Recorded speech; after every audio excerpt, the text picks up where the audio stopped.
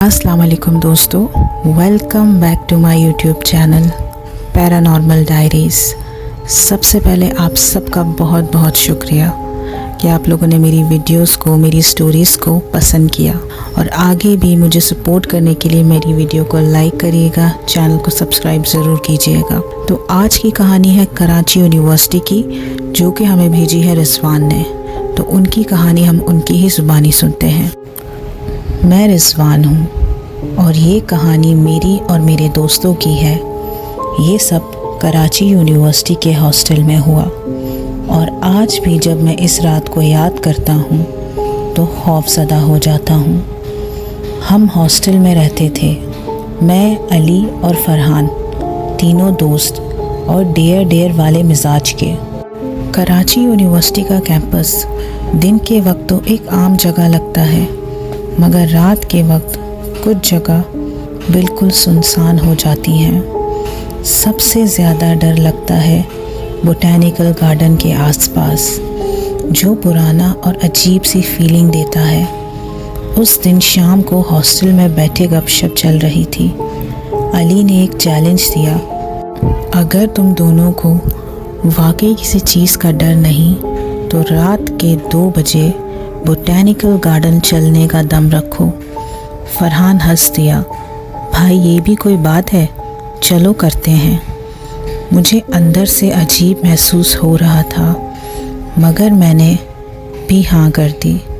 रात के 2 बजे हम तीनों मोबाइल टॉर्च लेकर हॉस्टल से निकले।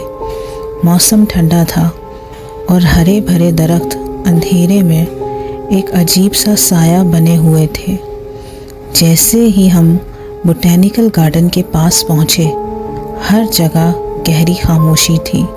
जब हम थोड़ी देर मज़ीद आगे बढ़े, मुझे महसूस हुआ कि हमारे कदम की आवाज़ों के अलावा एक और कदम की आवाज़ आ रही है। पहले लगा कि शायद ये कोई और स्टूडेंट होगा, लेकिन जब हम रुक गए तो भी वो आवाज़ चलती रही। अली ने कहा, भाई मुझे लगता है कोई पीछे है। हम तीनों ने एक साथ पीछे देखा, कोई भी नहीं था। मेरा दिल ज़ोर ज़ोर से धड़कने लगा। हमने सोचा कि वापस हॉस्टल चलते हैं, मगर फिर फरहान एक जगह रुक गया। उसने एक बेंच की तरफ इशारा किया और आहिस्ता से बोला, भाई देखो, कोई बैठा है। मुझे भी एक काला सा साया दिखा, लेकिन जैसे ही मैंने टॉर्च उस तरफ की, बेंच खाली था। अब डर हद से ज़्यादा बढ़ रहा था। हम तीनों ने वापस हॉस्टल की तरफ चलना शुरू किया, लेकिन तभी एक और अजीब चीज़ हुई। पीपल के पेड़ के नीचे पुराना झूला लटक रहा था, बिना हवा के हिल रहा था और झूले से किसी की सिसकियों की आवाज़ आ रही थी, जैसे कोई रो रहा हो। फिर एक औरत की हंसी सुनाई दी, बिल्कुल पास से, मगर सामने कोई भी नहीं था। मुझे ऐसा लगा कि कोई मेरे कान के बिल्कुल करीब हंस रहा है। मैं चीख पड़ा, अली भाग। हम जान बचाकर हॉस्टल की तरफ भागे। हॉस्टल का गार्ड हमें देखकर हैरान था। तुम लोग कहाँ थे?